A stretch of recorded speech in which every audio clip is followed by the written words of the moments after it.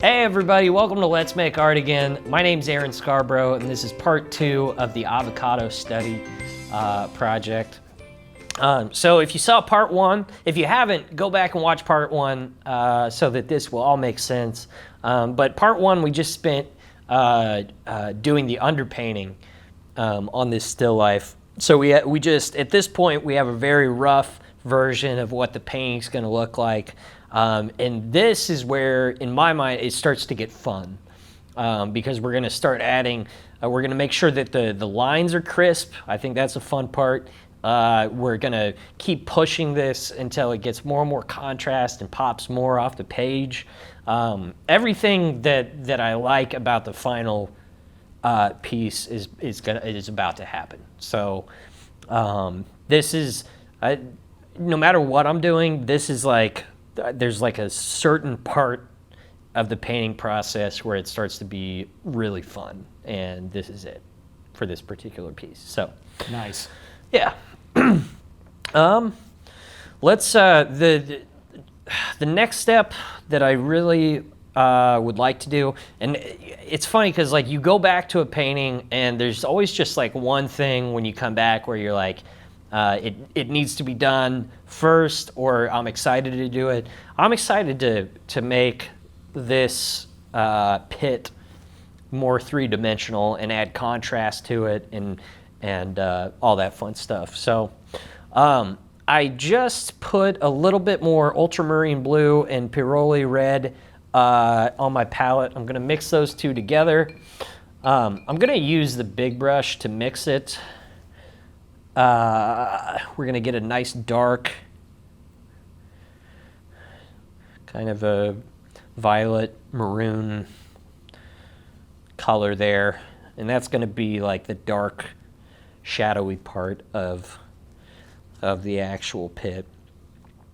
And I mentioned before in part 1, it's gonna, when you start this process of trying to make this look like a convincing shadow and giving the pit form, it's just going to be a real back and forth of, you know, contrasting darks and lights. And it's not, you know, it doesn't just, it's not an abrupt change between the shadow and the highlights. It's a gradient. I know that that's pretty, as of right now, that's pretty abrupt. But pretty cool looking though. You like it? I like that a lot. I do like the brush strokes. Yeah. Like, you know, they're very, I'm putting thin layers of paint on, and I like the brush strokes in this piece for sure. So that's like the dark part. Let's grab some yellow and red. Like, we still have a little bit of orange over here. So we can kind of do a middle ground a little bit. Let's see what this comes out. It's still pretty dark. Got a little bit of white over here. What is going on? I'm trying to get a nice, like, more neutral tan.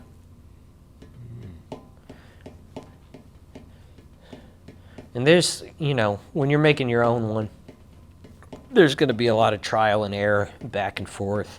It's just part of painting. So let's soften the edges here so it's not directly from the lightest light to the darkest dark.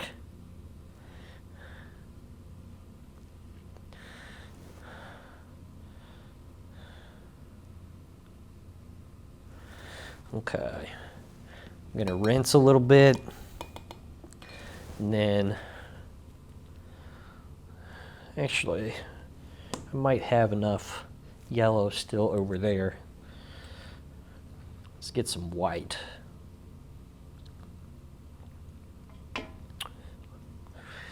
It's good to get good at not squandering all your colors if you want to paint economically, you know? Yeah. How long does a tube of paint usually last you? You know, it fluctuates based on what I'm into at the time, you know? Like sometimes, right now, with my personal stuff, I've been very much into like thick globs of paint, or impasto, which is a word that means painting with thick globs of paint. Perfect. Thank you for the clarification. Yep. Yeah, I know that impasto doesn't come up in every conversation. I'm going to try and figure out how to make it come up in every conversation now. Dude, whenever I find a new word that like makes I think makes me sound smart, I will find a way to bring it up, you know? Totally. Yeah. Okay. So, see what I mean about just like kind of back and forth, like, oh, too much light. Let's get the dark again. Right now we're like a chocolate pudding color. Yeah. And sometimes you get to a point where it's like you have to count your losses. Is that the phrase? Count your losses. And cut your losses? Cut them? Yeah. Yeah, something You know what with I your mean. losses. Just ignore those. And you have to table it for a second and come back to it. Wait for it to dry, you know? I'm actually going to grab... I need more yellow. I was afraid this would happen.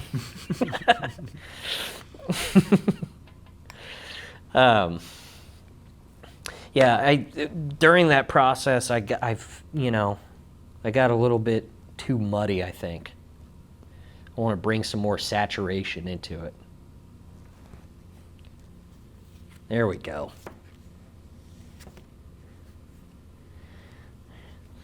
This will really bring it alive, bring it back to life.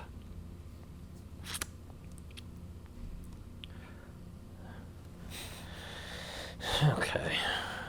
Now let's grab a little bit more dark.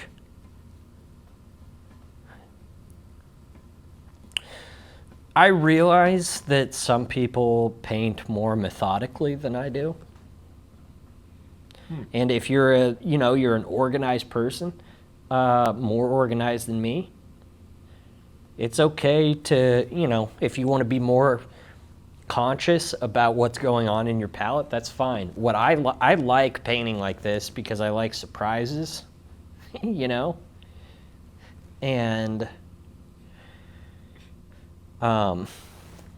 especially if I'm painting the same thing, I like to see if there's different ways to arrive at basically the same thing. Or, if, like, I didn't go about this the exact same way I did this originally. I like the variations. I like the discoveries, Actually, if I get a good result on something, I try to imitate it exactly. That sounds like you.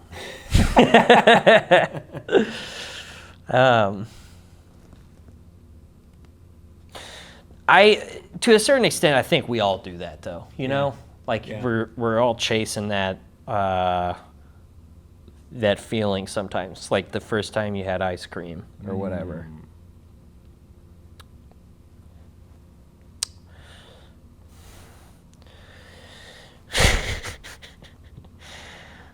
Yeah. Okay.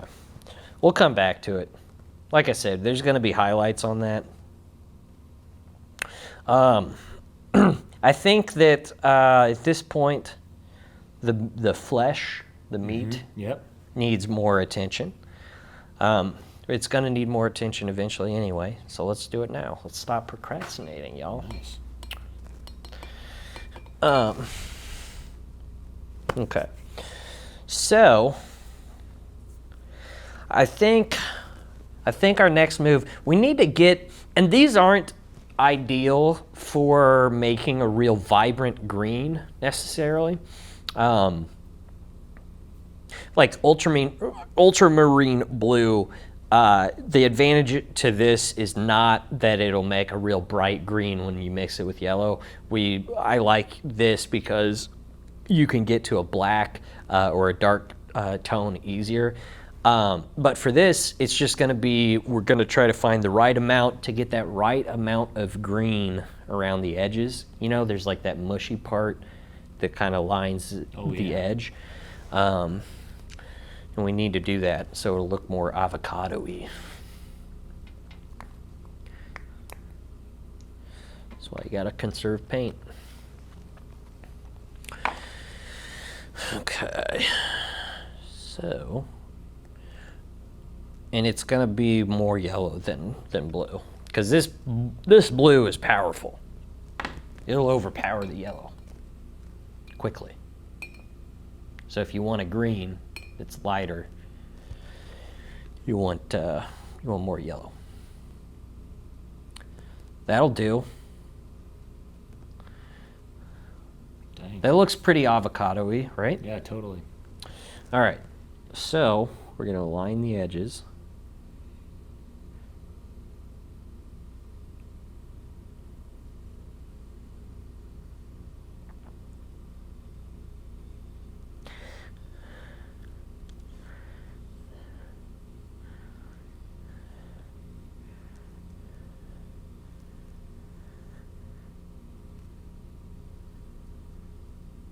Nice. Okay.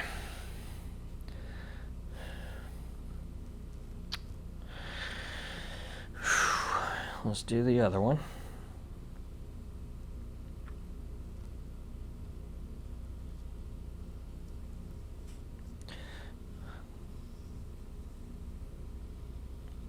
That wash does good work on those edges. Right? Nice. Got a little piece of dried paint. Yeah. Nice. I'm really excited to see what the people watching this, what you guys do, because people, you know, people have their own way of painting, you know, and we all fit in different categories and whatnot, but everything from like the length of your arm to how you were feeling that day. Some of it's mental, you know. It'll manifest itself in the avocado, and that's cool, you know. Super cool. It's super cool, and the more you paint, like you'll experiment hopefully with bigger formats. Maybe you get into square canvases or you know a more long profile or vertical. There's so many different options, and so many of them have an effect on how you paint. Like I've determined recently that for whatever reason, maybe it's a mental thing, maybe it's physical, but I like painting on bigger canvases, you know? I can do detail and stuff, but it's easier for me if I'm painting on a big canvas. So like that's just something I figured out. And I had been doing small paintings for most of my life. Wow. But how big of a canvas? So I've been doing like 24 by 36, which is a thin, you know, depending on, I guess 24, whenever they have the measurements, like the width goes first. So like 20, if it was a 24 by 36, it'd be 24 inches wide, 3 feet high. So, you know, and that's a pretty big piece. Yeah. But when I do that, I have kind of expressive strokes, you know, expressive, like Cool. big, long strokes. And for me, that allows me to do stuff like that. Rather than painting on something small and, you know, getting a magnifying glass. And like, I think that kind of painting is really cool. And I still do it sometimes, but for me, I like a bigger canvas. Okay, let's get more white, and I'm actually going to use this yellow green that we already mixed over here, and just kind of make a gradient from the edge, like this green, the greenest part, inward towards the the pit or the cavity, whichever you're talking about. And I'm going to start probably, at this point, I'm going to start using thicker globs of paint. We have the whole thing covered, pretty much. So now's a good time to start thinking about texture. So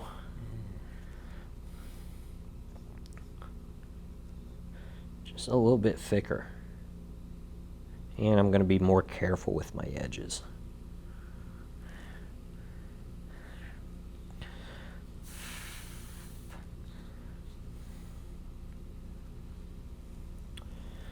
Okay.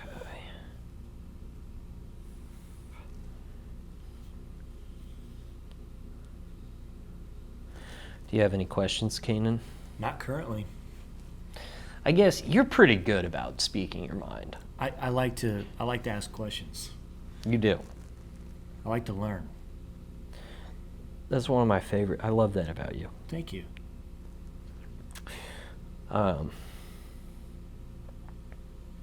Be more like Keenan, everyone. I don't know. Maybe just when it comes to trying new things. Right. Because I drink a lot of Dr. Pepper. And that's not a great quality sometimes. Yeah, that's true. You know, it's a lot of sugar. There's not. A little bloating. Yeah. You know? I've been there. I also cut my own hair, so. That makes a lot of sense from where I'm sitting. Classic. Yeah. No, you got a good head of hair, man. I think you were wearing a hat last time I saw you. I was. That's because I had much more hair. Oh, really? Oh, I was 90s heartthrob hairstyle. It was bad. It's 90s heart. So what? Frosted tips? Almost. What? It was like a middle part, really Ooh. long, and it was coming down to the middle of my face. It was Kind of a grunge look? Uh-huh. Okay. It's pretty aggressive. Well, I'm sorry I missed it. That's all right. I'm sure there's a video out there.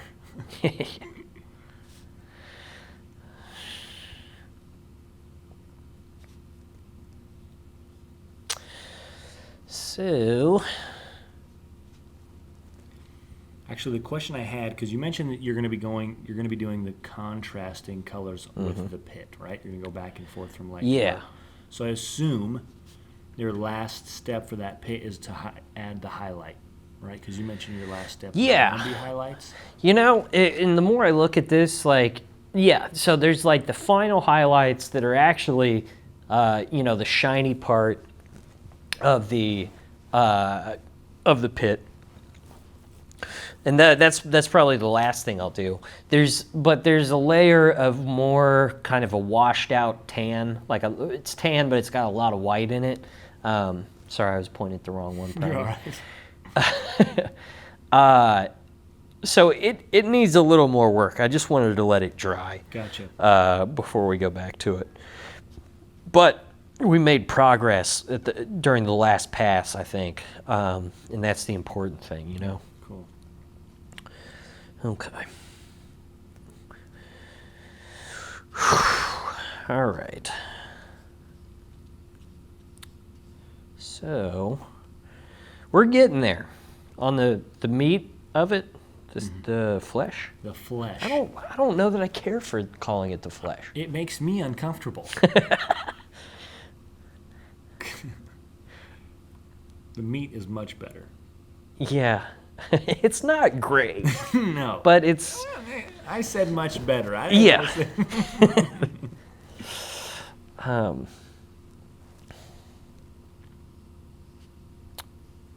Yeah.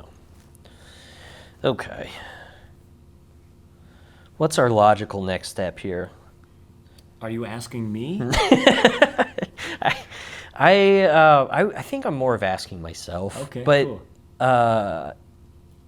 I'm sure that if you answered that, it would be well founded.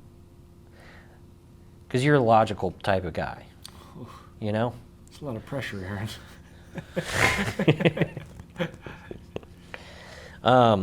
Let's do more on the actual surface of the table.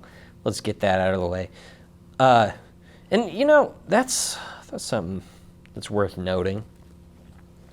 It's like, that seems like it'd be the boring part or whatever, but sometimes those areas where not a ton is going on end up being like a super fun part of the piece, just because there's nothing like physically happening on the table. You can still have fun with the subtle variations and brush strokes. Or, maybe you just want to nail it. Like, this is all one tone, but it is the perfect tone to complement my avocados. Whatever you have to do to justify it in your mind, caring about it. That's how I think. It's a good way to think. I'm really going off script here. Nice. uh, I rarely have a script. Right. It takes the fun out of it. Exactly. It's fun to watch you do the tabletop, though, or the surface, I should say, so we're not sure where we're at. Right. Because you seem to be shaping the avocado even more and making it pop already. Yeah. That's really cool. Well, thank you. You're welcome.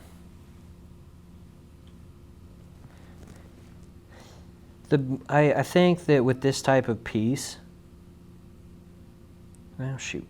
I think that with this type of piece, the more defined the lines are, or the edges, the better. Mm-hmm. It's also, it's good practice for, I guess that's worth noting. So, like, if you, with this particular piece, I'm not too concerned with, hiding my brush strokes or anything like that. Sometimes the painting calls for that, as far as just making sure that there's not brush strokes everywhere that are visible. I like them in this case, and I think they kind of complement the shape of the avocado. But there are other ways to go about doing this. And some of the people painting this on their own might naturally be doing it. Maybe you skip, or you rearrange the steps, or, maybe you've painted before and you kind of know how you like to do things already.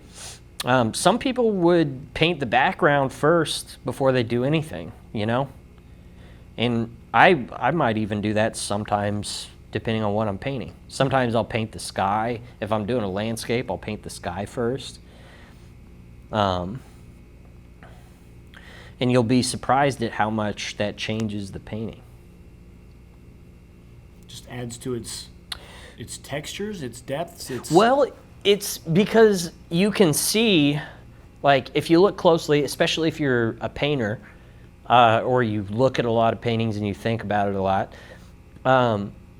you can see the difference between, like, if I were looking at this, I'm super into, like, how did this person do this? Mm-hmm. So I would look at this and I'd be like, he clearly painted the actual avocado, and that was the priority. That's what he did first, and then he painted the background around it. Yeah. He didn't paint these avocados on top of a background. And you can tell because of how the brush strokes go. So if you're looking at it, you can be like, this wraps around the actual avocado. Interesting. Whereas there are some people where, and even me sometimes, where you can't tell that that's how I did it. Right.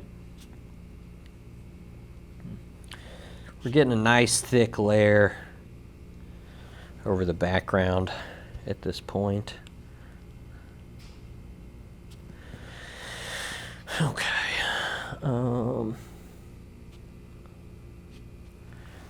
Yep, that's good enough for now. All right.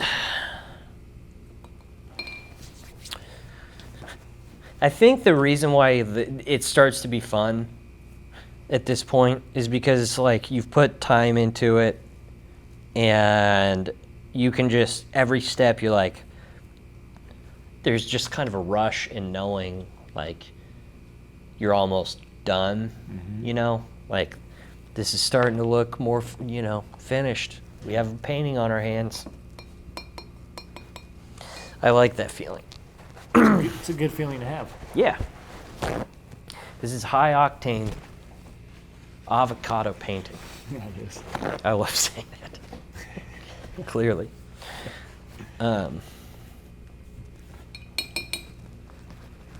Okay.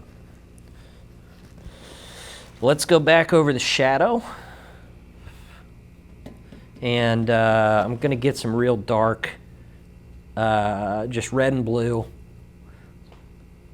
It's about as dark as we're going to get. We're going to keep it kind of in the purple family, the red, just because we're painting it on a pink surface, and I think it'll look cool. So the darkest part of the shadow is going to be the closest to the actual subject. And it's going to kind of fade out from there. But yeah, let's make it nice and deep here.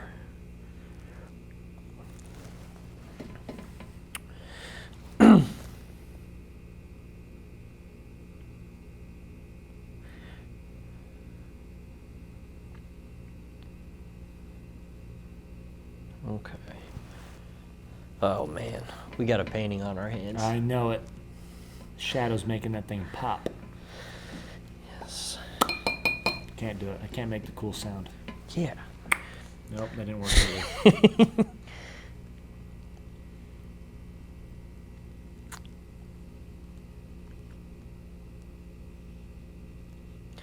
Okay. Nice. Oh, yeah.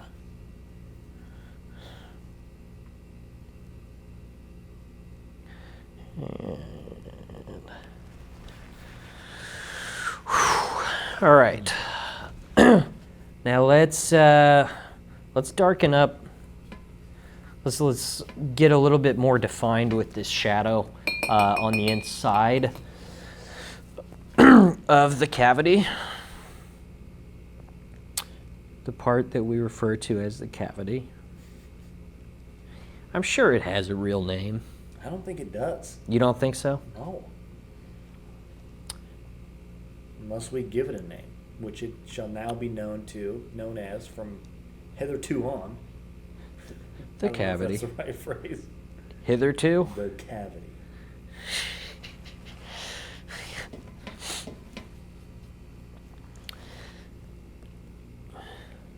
In what period did people use the phrase hitherto? Hitherto? I'm not sure. Didn't you just say hitherto? I did. I did say hitherto. When was that? Let me just get some history for you.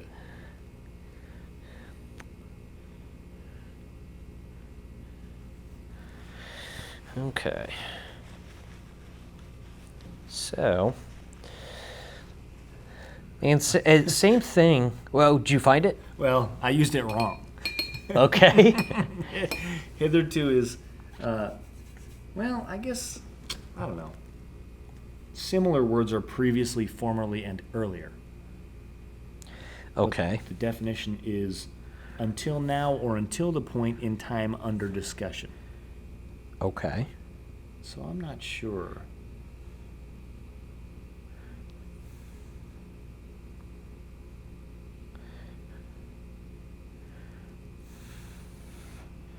All right.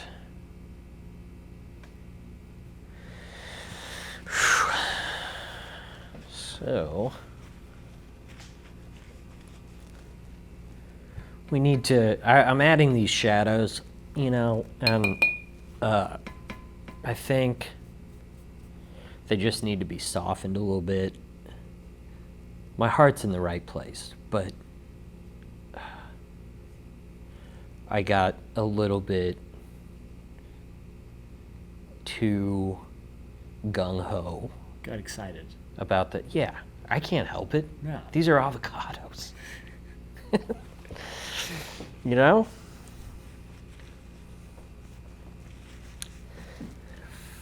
Okay.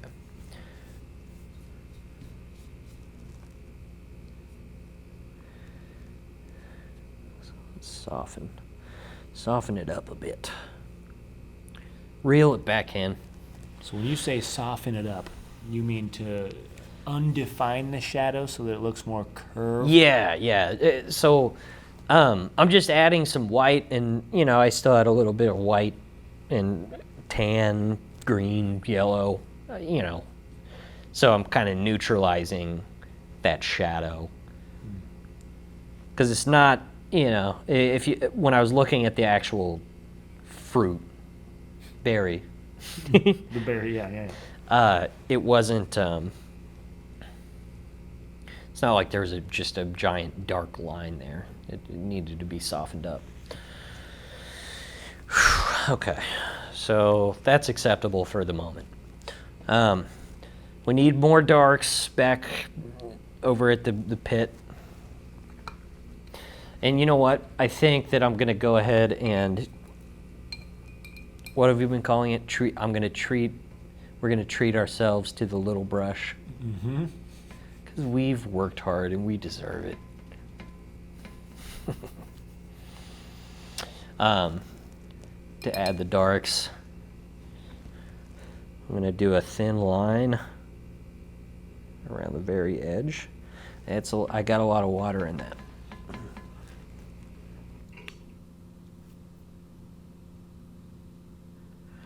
Let's, is my head in the way? Nope, you're good. Okay. So, we're just going to make these strokes kind of curve around.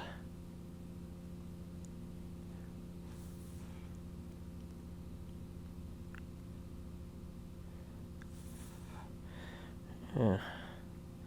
Soften the edge. See that?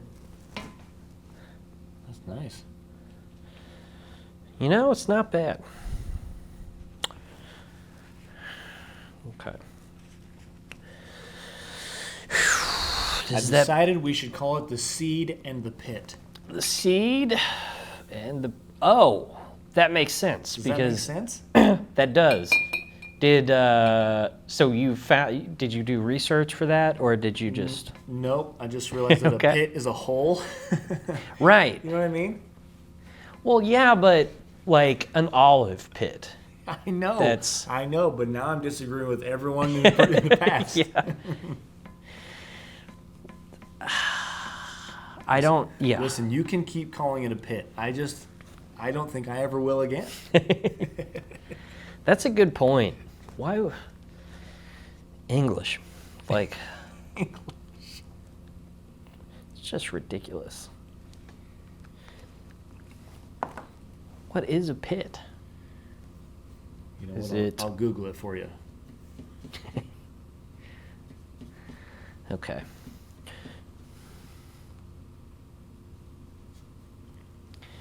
All right, let's get back in there with some more vibrance. So the reds and yellows. So we want it to pop. This is the favorite part. The seed. I don't like seed. Mm-mm.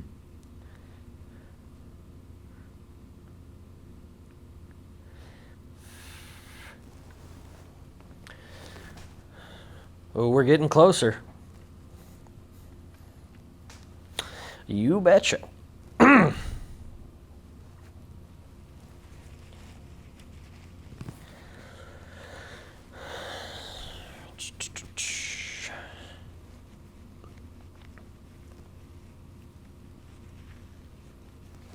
All right.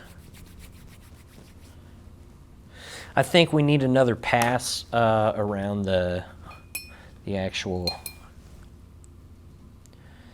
skin. So we did that in a pretty hasty fashion last time, if you remember. It was like the last thing we did. I want it to be real dark this time. Very on the dark side of the green. So...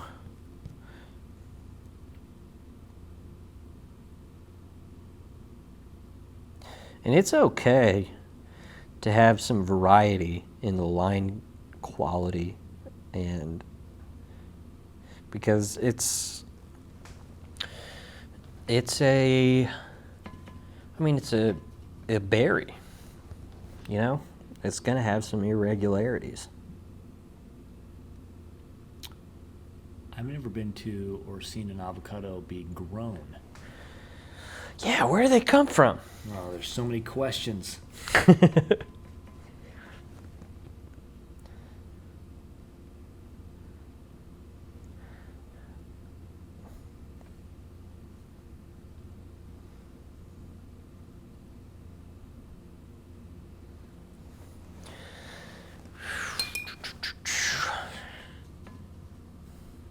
Yep, looks like they're from a tree. Are they? Mm-hmm. Well, there you have it.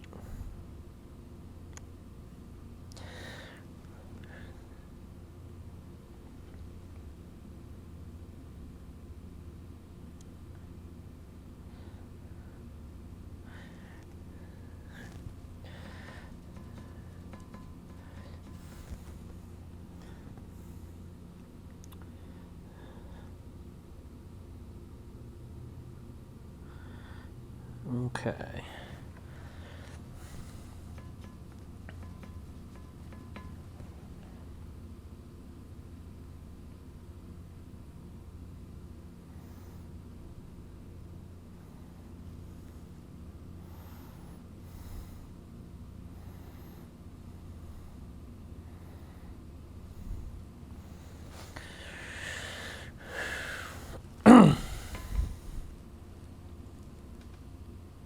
That is looking really good.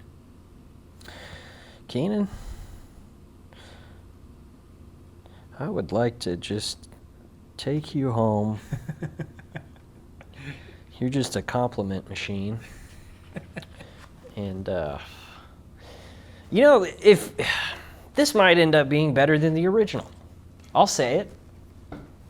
I have zero doubt that that is true. We've got a painting on our hands. This is lovely.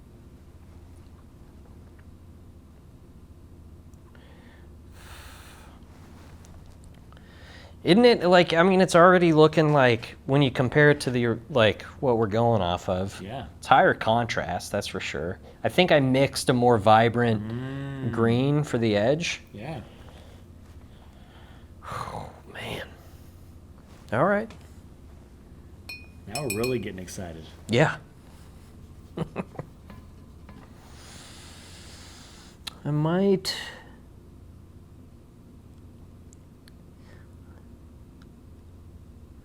I'm gonna do just like a little sliver of this dark.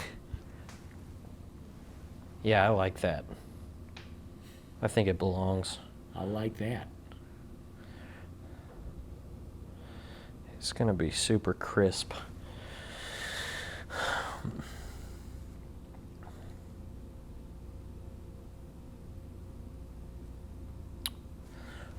There we go.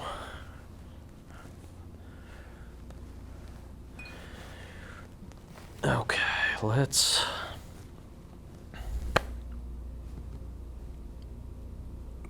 What do you think? Because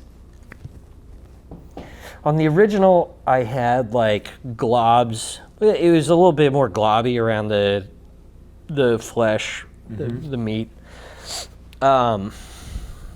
Versus this current creamy? Yeah, this is a pretty smooth layer, the way it worked out. Here's what I'm going to do. Let's do I'm going to do the highlights, which ideally would be the last step. Let's just see what it looks like after I do the highlights, because I think we might have just nailed it on the actual meat. I think I have an eyelash in here. That means there's a wish already in there. A wish? Yeah, you know how an Is that a eyelash thing? falls off and you blow off the eyelash from your finger and you make a wish? That might I might have known that at one time. Well, now you know again. Right. You're probably more well versed in those sorts of customs because you hang out with humans.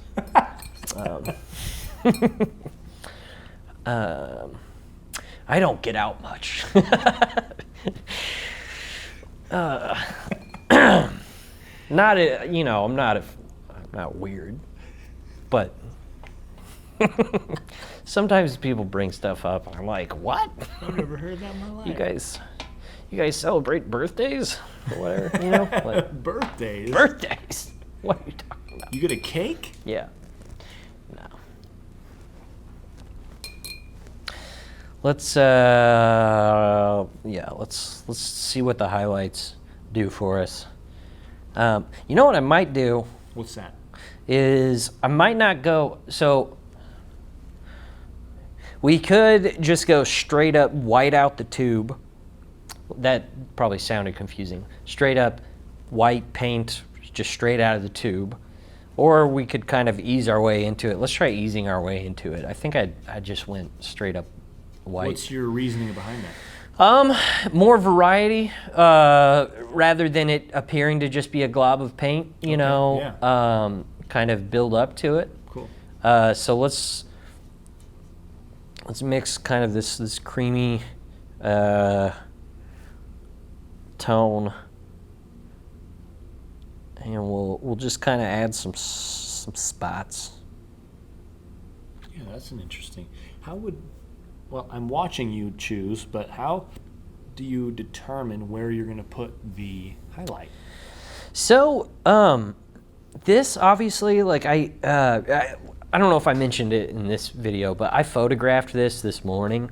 To be honest, like I knew from looking at the photo where the highlight was going to be, but the more you paint, the more you run into situations where it's helpful to know where, in this example, like the highlight would be, because you'll end up, you'll be in situations where you got to fake it. Like you got to pretend like you do know, even though it's not in your, it's not visible with what's in front of you or your source photo or whatever you're doing. Cool.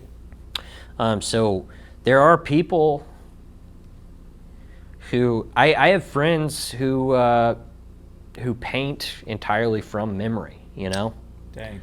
and there's people who have their whole career based on that, just painting from memory, and they're good fakers.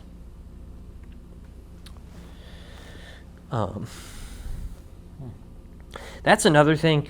Hopefully this piques your interest in still lifes, which I think is like an underappreciated thing. It's a lot more fun than people give it credit for.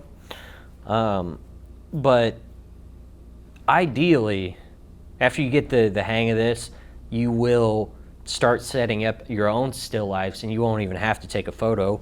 You'll just paint with these things in front of you. Cool. It's the best way to learn how to paint, in my opinion, because you'll learn how to arrange things and get good at composition.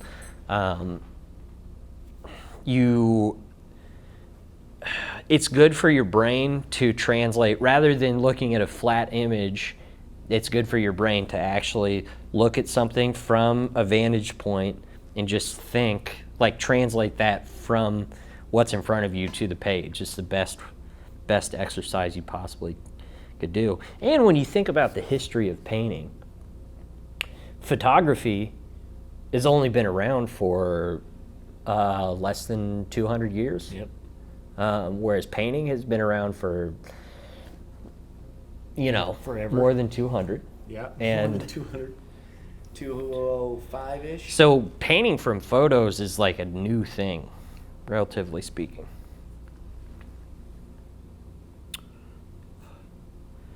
And if, you know, if Michelangelo can do it, you can do it. Exactly. That's my motto. It's a good looking highlight. You think? Yeah. I'm gonna hold it up and look at it. I like to. I think it's better than the original. I really do. Yeah, So that's it.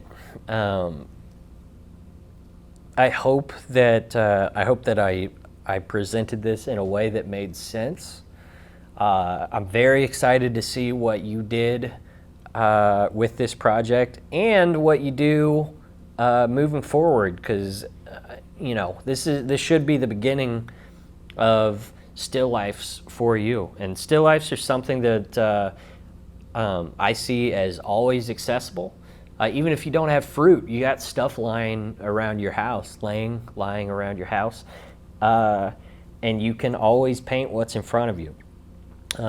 So when you do complete this and your future projects, please upload them to Instagram. You can use if you can, tag us at Let's Go Make Art, or just use the hashtag Let's Make Art. Either way, I'll get to see them. And yeah, that's a wrap. You're good. All right, I'm good.